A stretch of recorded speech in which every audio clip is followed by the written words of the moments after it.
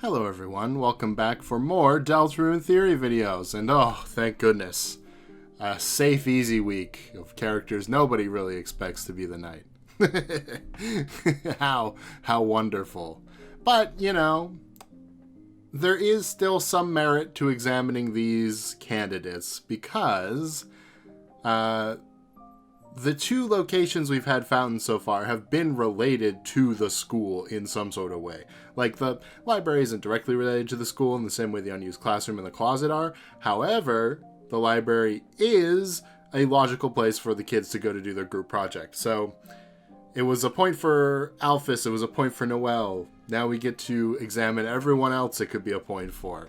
But let's start off with the ones that are less likely.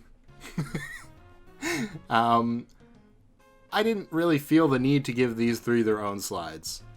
The biggest thing about it that I feel like disqualifies one of them is that Temmie is a reference to a real person, right?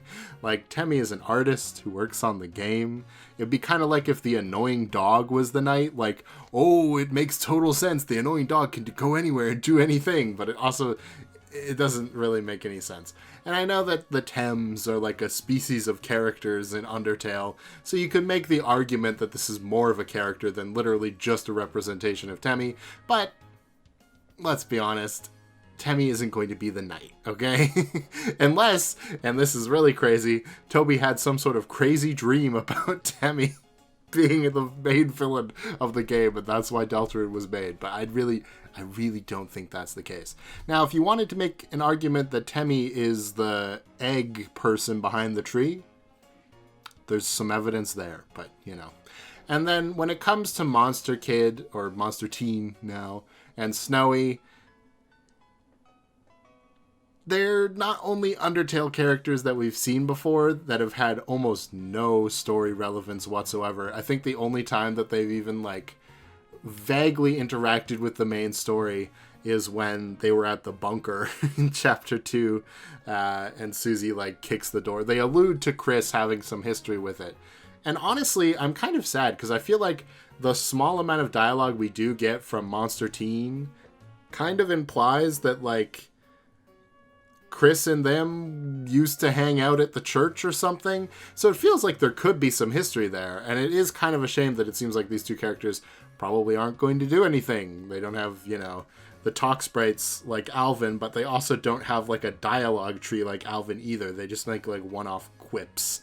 So it doesn't feel necessarily super strong. Another big kind of problem is neither of them have hands. And we've kind of talked about how that's a little bit of a disqualifier in a few cases. One, because Jevil specifically has a line that says, Hell's bubble roars in the shadow of the knight's hand, which there are so many characters with hands.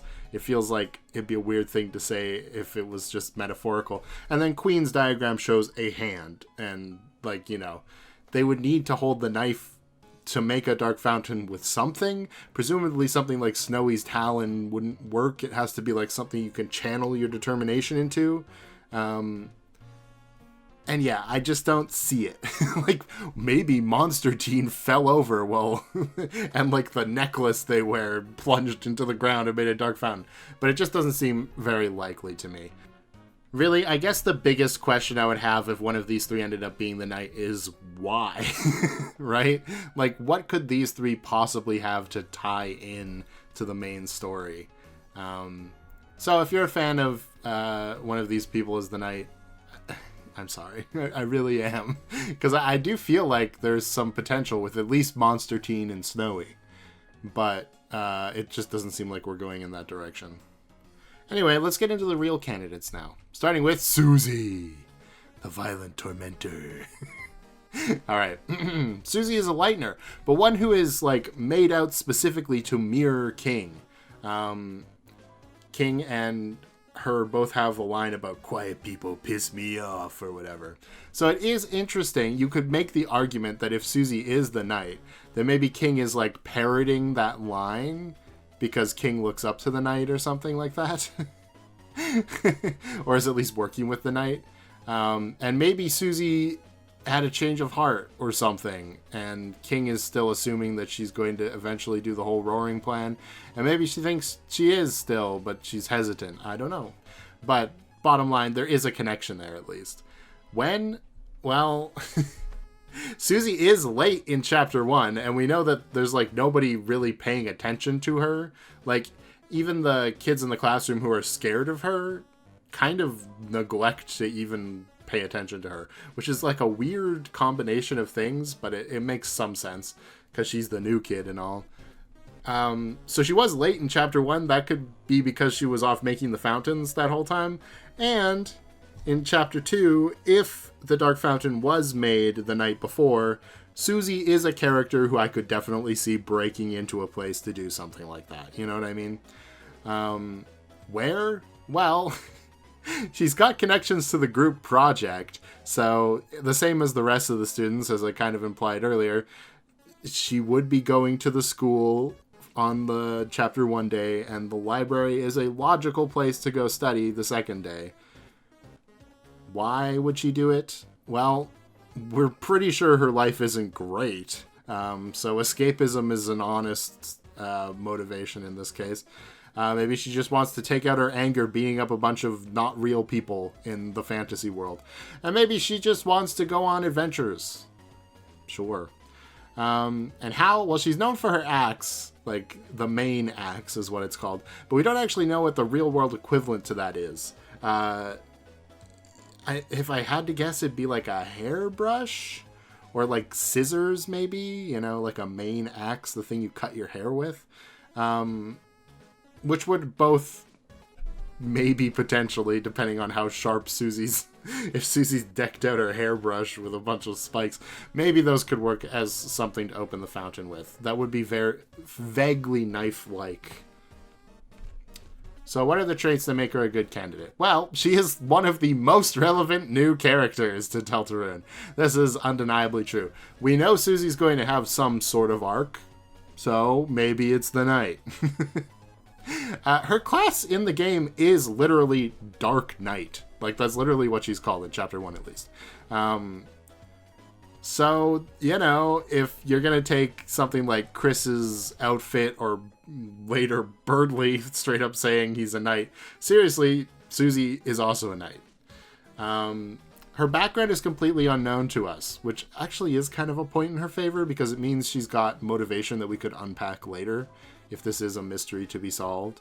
But it might be draconic, which is a bit of a... what's the word I'm looking for? Not fancy, dramatic word, but, you know. With the whole main axe and the purple dragon book that Asriel's hiding, there is some evidence to suggest that Susie might be a dragon, which we have seen in Undertale before. There were characters that were dragons, because we don't actually know what kind of monster she is. And she's like maybe hiding a tail, and I think that all kind of works out. And if so, dragons, kind of the most basic final boss you can have for an RPG story. After dragons is God, so one or the other. Pick your poison. Maybe both in Deltarune's case. She might want the Roaring to unite the light and the dark world. We've seen that she doesn't really understand the separation between the light and the dark world. It's kind of weird. Like, Rousei is specifically hiding it from her in a weird way as well. By, like, whispering to Chris to go grab the objects from the other room, and Susie thinks just that Lancer bailed on them instead of turning into a card, you know what I mean?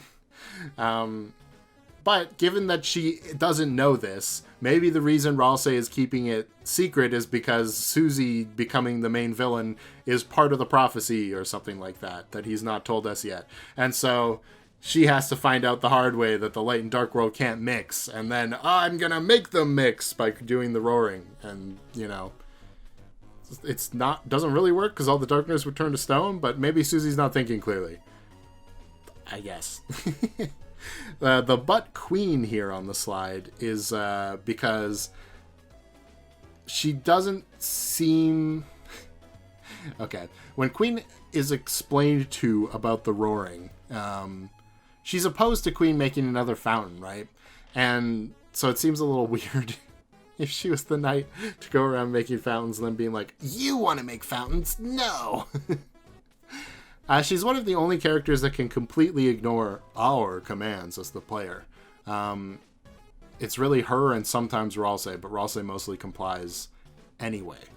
And I guess occasionally Chris, but they have to rip the soul out of their body. Susie just doesn't listen, which, you know, if she is the main villain, it would make sense. And then if Noelle has connections to the angel, and then Susie's the knight, that makes them like an evil power couple for us to fight at the end of the game.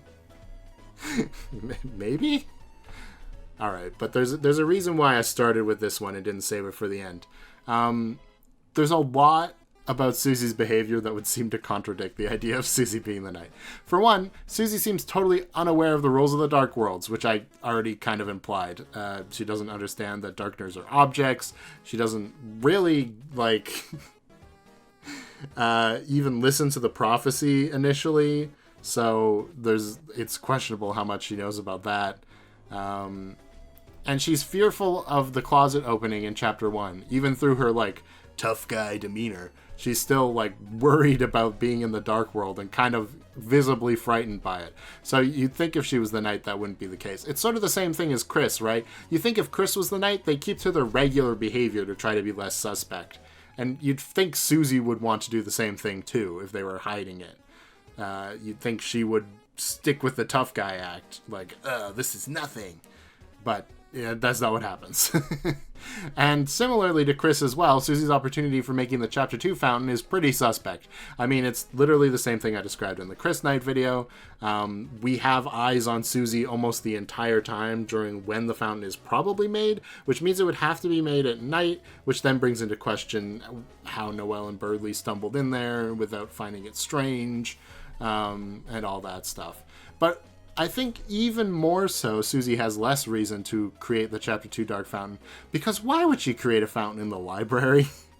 Like, if her goal is to go on adventures or escapism, the last thing Susie would want to do is to create a dark fountain in, like, a school and then the library. Like, these are two places Susie would rather not go under any circumstances.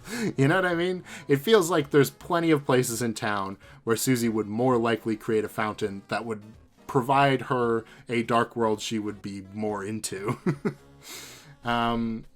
Susie once had no interest in the prophecy, but at this point she's pretty psyched about being a hero. It really does feel like she's kind of embraced her role, right? She's like, we saved the world! Hell yeah! So, again, if she's the main villain, I guess that's acting, but you'd think if she was acting in those moments, she would try to be like, we saved the world, whatever, you know? Try to stick to her normal personality. King never addresses Susie as the knight, which you'd think if King knew who the knight was, which is, I think, at least probable, given, you know, the throne room being all slashed up, indicating there was a battle, and Sham says that the knight put King and his strange son into power. Or the king, I don't know. Sham's words are very hard to parse. Anyway, there's the implication that the knight helped King take over the kingdoms, right? So King has some knowledge of who that person is, or at least what they look like in the Dark World. So you'd think, especially in the case of Susie, that he would remember her. Because with Chris, it's like, well, maybe Chris has some sort of like different form or something we haven't seen. Susie, I don't know what other different form she could possibly have. And then Susie is dumb, respectfully. She's not a master manipulator, okay?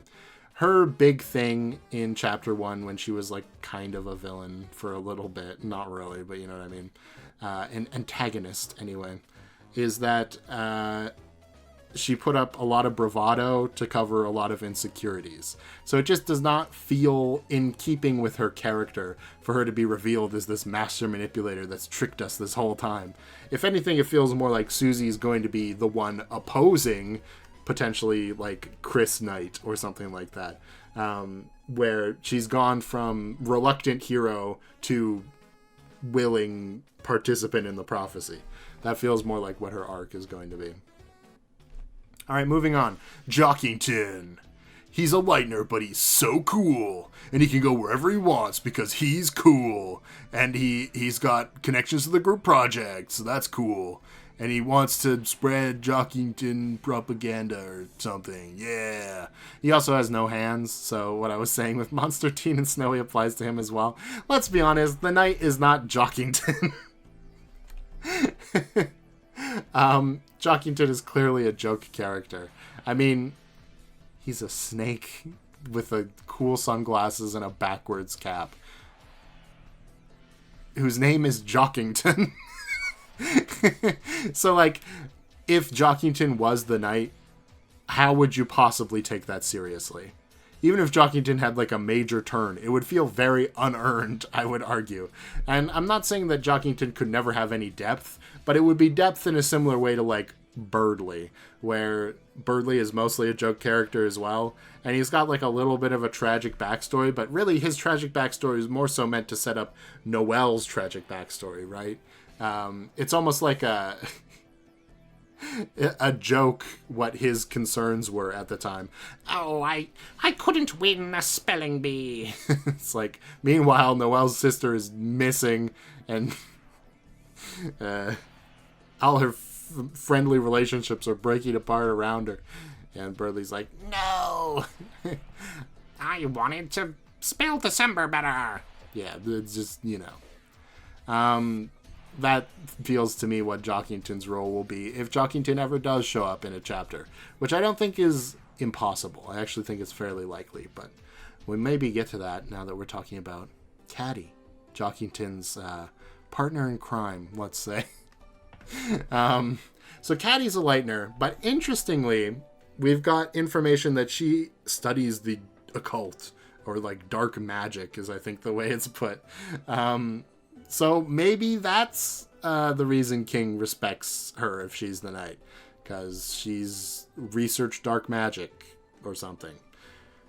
When? Well, she would definitely have to do it at night, because she's working a job after school and going to school. So getting into the library, I mean, I guess there's the option she did like a drive-by fountain creation, where she went from the school after school was out, swiftly went into the library, created the fountain, dipped, then somehow got through the traffic jam, or maybe it wasn't formed yet, to go to her job as an alibi. I mean, it's not impossible, you know, but it doesn't seem particularly strong as evidence. Like, it's if anything, it's just kind of like a sure, more than anything that makes me think she's the knight. It's just like, I guess it could happen. Why choose the two locations that were chosen? Well, it could be group project connections, like I said before, for the others. Or I guess it could also be Noelle connections. Weirdly, Caddy seems to be quite invested in Noelle, which it would be very awkward for Noelle if Caddy is also into her. She's got like a love square with Birdley and Susie and Caddy. It could happen, but I'm for now going to err on the side of caution and say probably Caddy just appreciates Noelle being a normal person when everybody else in their class is crazy in one way or another. An amateur comedian. I don't know what Monster Teen's deal is. Being Monster Teen. Tammy. Susie, the violent tormentor bully. Chris, the human, I guess. Jockington, who's just so in his own head. Birdley, same deal, but even like to a more annoying degree. And then Noelle's just kind of normal. I feel like that might be their relationship. Anyway, why would she want to create dark fountains? Well, there's the one hand that maybe she wants to help Noelle, like we were saying, but there's also the chance that she's just got some sort of dark curiosity. After all, she is a cat. Curiosity kills the cat. And really, it wouldn't be the worst motive, okay? It would make at least some sense why she's not going for the roaring specifically. because she's just kind of doing this out of a morbid curiosity to see what'll happen. And then how? Does she have any specific weapon? Well, other than, like, cat claws, maybe. I think she has a pen on her clipboard at work. At least you'd assume she does, so sure. Okay, Caddy's traits that make her a good candidate. Well, she's a new character who's been somewhat implied to be important. I mean, she's got a talk sprite. She's talked about Noelle and Susie, two important characters who we don't quite know so well yet, like everything about them. So it's potentially leading up to her revealing some stuff about them in the future. Which, you know, if she's the knight, it's possible that's why. She is maybe the only Lightner who has reasonable chances of having learned about the Dark Fountains through research and not just stumbling into it. Like, I've not really belabored on this point because I feel like it's something we'll learn after the night is revealed, how they learned how to create Dark Fountains. But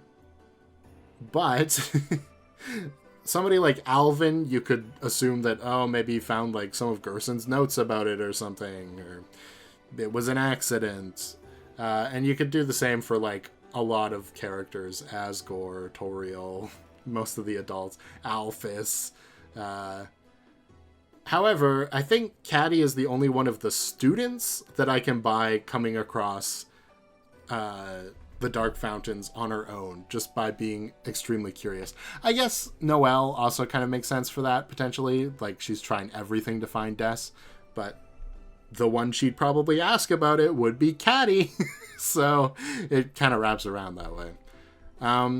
Caddy is unsatisfied with her life, and I think there's at least some vibe to her of wanting to be taken more seriously, especially by her family, who seems just oh so fun to live with.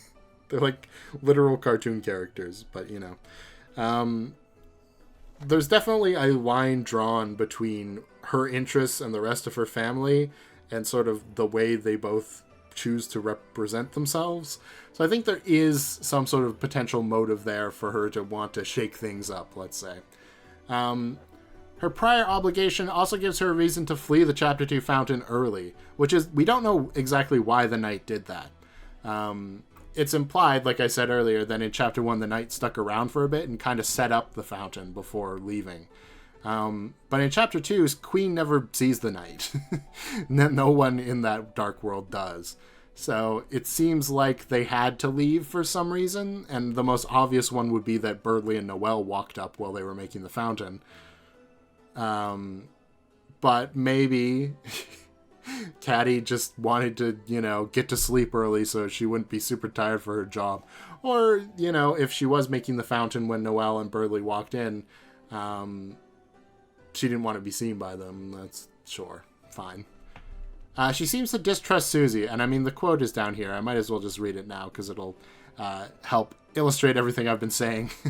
Golden hair, starry eyes, she is the light, laughing in the night, taught her protection spells, showed her occult findings, but lately she slips into the darkness. Chris, you walk among the dark, protect her from Susie. I'm talking about Susie. Which, after Snowgrave, I think you're paying attention to the wrong people here, Caddy.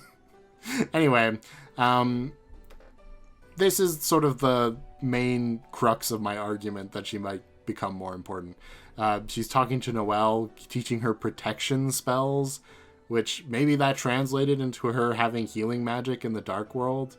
And she's caught on to the fact that Noelle is slipping into the darkness. So, honestly, that might be a hint for Noelle Knight, if nothing else. But maybe she knows that Noelle has been in a dark fountain or something of her creation and is asking Chris in an obtuse way that doesn't reveal the truth to protect her from Susie's impulsive actions in the dark world, I guess, would be the way you'd have to read it then.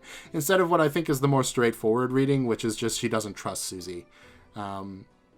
Which kind of rude, honestly, but I guess I can't blame her with the way Susie used to present herself, you know? Honestly, if anything, protecting her from Susie would be stopping Noelle from putting herself in a bad situation because of the way she thinks of Susie. She's into the weird stuff. Anyway, it would explain the weird through line of cats in the Dark Worlds. Spamton has the cat element, which is probably because of the thing we learned in the Spamton Sweepstakes, where he was probably an egg in cat petters that mutated into this weird creature, or at least in some part knows about that because it was generated from a spam bot's code, and then an egg left due to happiness, blah, blah, blah, blah, blah. Sham is a wizard cat who seems to have advanced knowledge of the story. And then image_friend, which is that creepy smiley face that can show up in chapter 2 in the basement of Queen's Mansion, in that one room with the teacup. If you like go back towards the door and then whip back towards where the teacup is really fast, you'll see a creepy smiley face, which people have pointed out looks like the Cheshire Cat, which I didn't actually know because it's been so long since I watched Alice in Wonderland. But you can see the picture here on the slide of the Cheshire Cat does this right before he disappears. The big smile with the one yellow eye, and the other eye is actually closed, which obviously the Cheshire Cat in the Disney version has pink fur. So one pink eye, one yellow eye, the big disembodied smile. Another cat. Which, I mean, Caddy's trying to kind of escape the overly cat pun-tastic family she's got going on, but maybe that slips into her dark worlds that she creates anyway, in a way. But okay, why not? Well, if she was going to be anything in the dark world, you'd think she'd be like a dark sorceress or a dark witch, you know? Like she's casting protection spells for Noelle and researching the occult. Knight is not the first thing I would think of if I thought of Caddy's dark world appearance. And despite, you know, her having reason to maybe create the fountains in those two locations, her opportunity to do so, like we've kind of gone over, is a little bit suspect. Like, of any of the students, she probably has the least amount of time to be able to do it, even if, you know, the pathing kind of makes sense in a weird way. If her goal is to protect Noelle from the darkness, why create the Chapter 2 fountain in the library, where she can be almost assured Noelle will go? I guess you can make the argument that she wants Noelle to explore a dark world with people that can protect her, which I guess she assumes is Birdley, in order for her to, like, rise above the darkness. But if she's the one doing this, it really doesn't seem like this would be a good idea. I think there's pretty good chance that Caddy will be a party member down the line in the same vein as Noelle and Birdley. And we'll sort of explore more of her character then. So all of these hints that I've brought up that she'll probably be more important, probably leading towards that rather than specifically being the knight. And then, does her character have the depth to be the main villain of the story? It's a good question, compared to somebody like Noelle, or even the potential that we've drummed up for some of these more wacky ideas like the mayor, or Rules. Okay, maybe don't compare it to Rules. But what could you conjure for her knight story to be engaging, I guess? Because if she's just like the bad guy, I don't think it's really that engaging, you know? There should probably be some other layer of it that ties into the themes, which I just don't think Caddy necessarily does. Alright, but we've got one more classmate, and it's Birdley. Birdley is uniquely positioned as the only other person at the Chapter 2 Dark Fountain location when it was probably made, the other being Noelle. So, if there wasn't somebody hiding in the closet at that moment, and it was created then, it would have to be Birdley or Noelle, which I don't think it really means that, but it is a point in his favor, okay? Let's just go over it. Birdley's a lightener, but one who is overshadowed by his peers, which that's a pretty weak reason for King to like him, especially given how much Queen does not, just due to his personality. But I don't know, maybe he wasn't so cocky if he made the chapter 1 fountain was a bit more stoic for that one before getting really cocky in chapter 2. When would Burley have been able to do it? Well, him being excessively punctual and being early to school isn't surprising. So he has the chance to go to the unused classroom early in the day and, do the do. And he is, like I said, the only other person besides Noelle who we know is at the chapter 2 fountain location before the fountain is formed. Or at least before the, dark world comes together, let's say. He's one of the first people in there. Where? Why would he do it at the library and the school? Well, it's kind of just places that he frequents, and it has connections to the whole group project thing. So there's a good chance that more of the students will show up there if his goal is, in fact, what he states. Which is, you see, thanks to our wondrous queen, we will soon rule the world and turn this land of fools into a smartopia, a true scientocracy, where the geniuses of the world can bathe freely in pools of fresh fruit and ambrosia, no longer held back by protozoans like you. So, I guess he wants to make Smartopia. So that he can kind of rule the world, basically. Sure, that's a villainous motivation.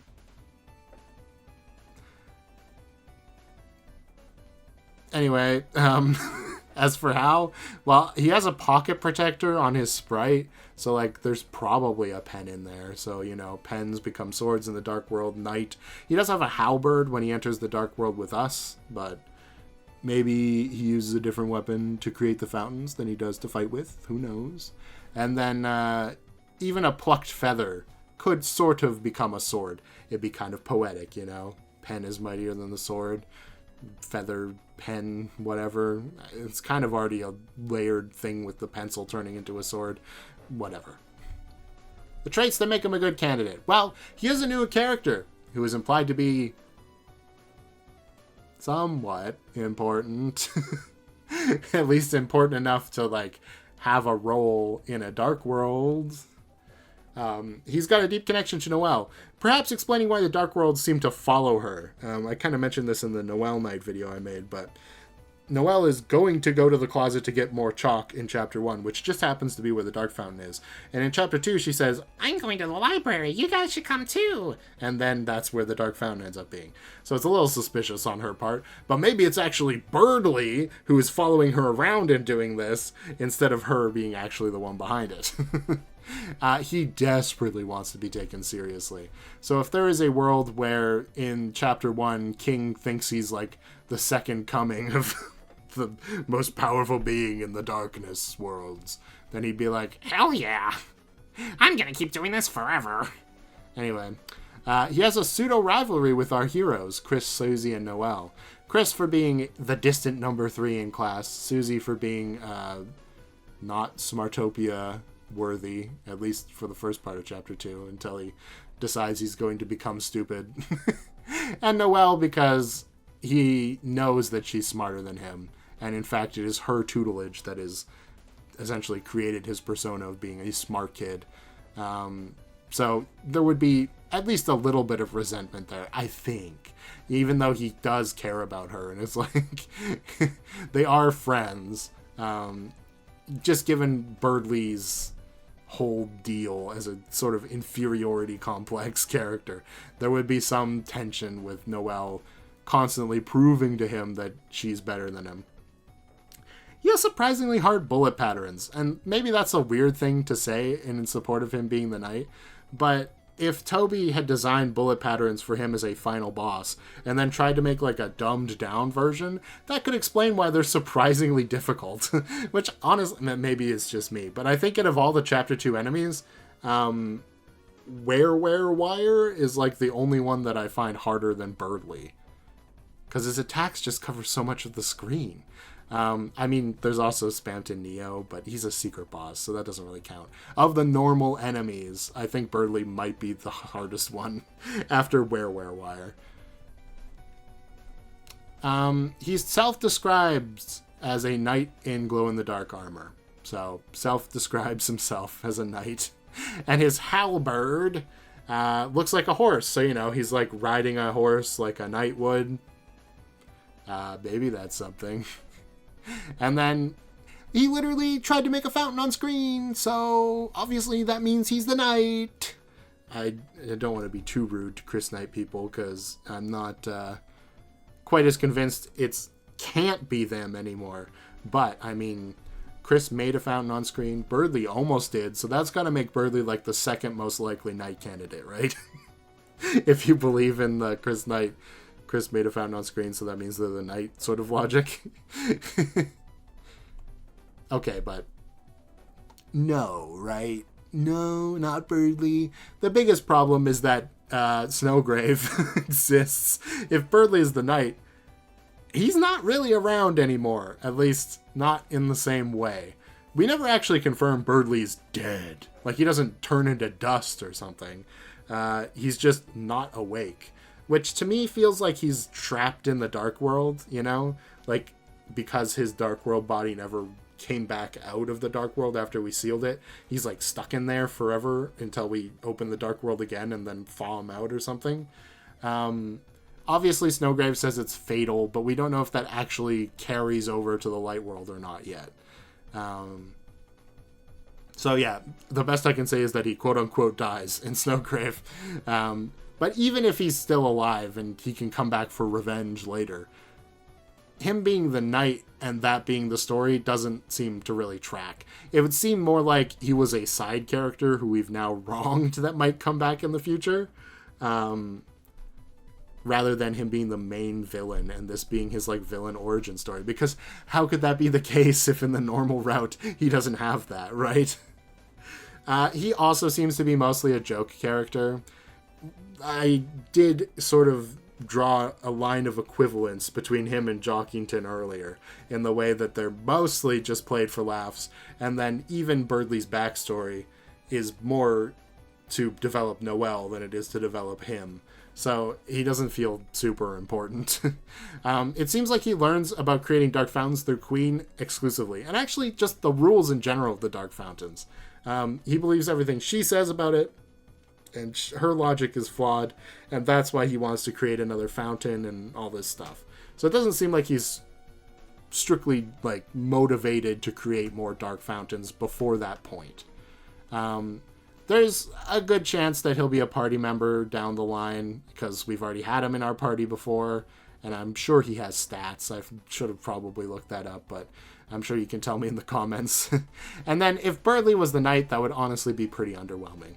I think it would be cool if Birdley did come back in the Snowgrave route as, like, an exclusive boss instead of as a party member, and that being the line of difference between the two routes, right? But him being the final boss, at least of, like, the first 5 chapters, it just does not hit at all for me. It would just feel like, why? You know? Like, I think the motivation of getting Snowgraved and then having to, like, come back for revenge would be good for the knight if that happened in both routes, but it doesn't. So, yeah. And hey, we did it. That's all the major classroom characters. It's all over. No crazy theories today. Just kidding, it's Burger Pants, baby! Okay, Burger Pants isn't one of Chris's classmates. However, people wanted me to talk about Burger Pants Night as another meme pick, so this seemed like a good video to do so. Let's talk about Burger Pants, alright? Deltarune? The shopkeepers are thriving in Deltarune, okay? Rules looks like he has some connection to Gaster. Spampton is a secret boss and a shopkeeper. Sham is a very, like, meta-knowledgeable shopkeeper. Gerson seems weirdly forward in the story compared to Undertale. Literally, I think the only shopkeeper who doesn't have that much of... I guess there's 2, because there's one in the Dark World as well. The only shopkeeper from Undertale that hasn't done much yet is QC, but the rabbit lady, if you don't know. She's not a very prominent character, so I wouldn't blame you. Who's really only done one interesting thing, which is tell a story about Azrael in this timeline. And then the Sweet Cup and Cakes haven't done anything really important yet either. But like all the other shopkeepers, pretty important. And Burger Pants was a shopkeeper in Undertale. So we got a lot of lines to go over here, so let's go over the lines. This is the big one that got people talking. Speaking of communion, Chris, did you know that the night... No, I'm sorry, I didn't mean to. Too many excess vacation days? Take a goddamn vacation straight to hell. Which mirrors a line that Burger Pants says in Undertale's No Mercy route, where he says, I can't go to hell. I'm all out of vacation days. So, you know, maybe Spamton is drawing a direct line to the knight, if Burger Pants is the knight, through mirroring this line.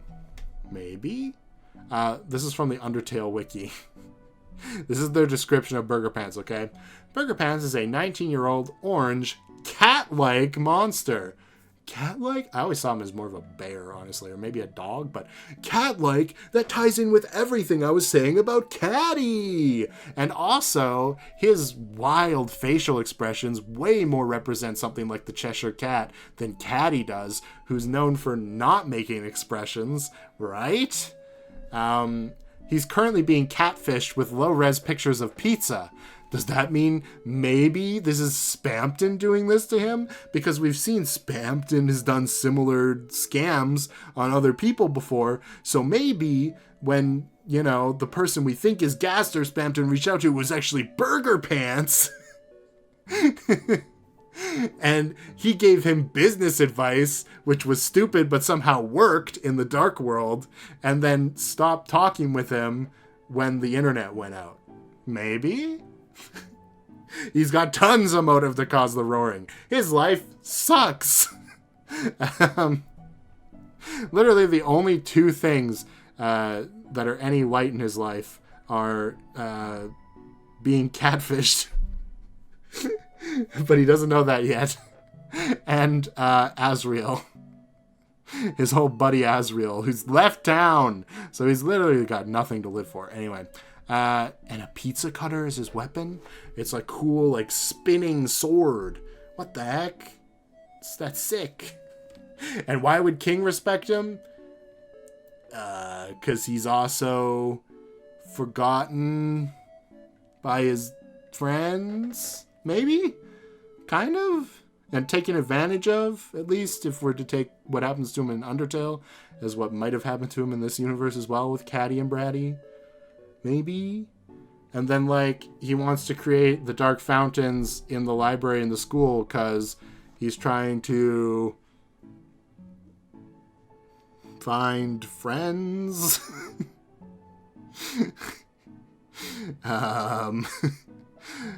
Or maybe he was... Okay, here's what it is. Okay, I'm figuring this out as I go. He was making pizza deliveries to those locations, and that's why he made the fountains there. Because it was just convenient. Okay. Yeah, there's not really a lot to this, other than that one connection to Spamton's line, which I think is mostly more meant to connect Spamton to, like, MTT/Metaton, because, you know, Burger Pants works in Metaton's fast food restaurant. And Spamton Neo, obviously. So I feel like it's probably more meant to connect that. Also, like I said, I wouldn't call Burger Pants cat-like. He's more like a bear or a dog to me. He doesn't have whiskers. He doesn't have like cat-like eyes at all either. He's got like one kind of pointy ear. So yeah. I don't know about this one, guys. You guys wanted me to talk about it, though, so maybe you've got more evidence for it in the comments. Maybe? Maybe you do. Oh, you know what's another thing you could maybe put as a piece of evidence? The pizza people... The people who work in the pizza restaurant, Icy's Pizza, which, by the way, Icy weirdly seems more prevalent in this universe as well. Maybe that's why, because his Burger Pants... they kind of function as like an RPG team in a way. Like they've got the warrior in the background And then there's the ice cream guy who runs the soda machine, which to me feels like, you know, an alchemist or something like that. Somebody who uses potions like a sorcerer. And that would make Burger Pants the paladin or the knight, right? It totally makes sense. Actually, Burger Pants might be the ranger. Shoot. No. It's all falling apart.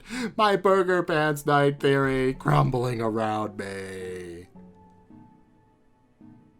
Anyway, thanks for watching. If you did like the video, like and subscribe. We've got one big video left, which is going to be Azrael and Kara. And then after that, we've got my surprise video of my final roundup of potential wacky candidates. So that video is going to be basically all like this. So get ready for that. Oh boy. Bye.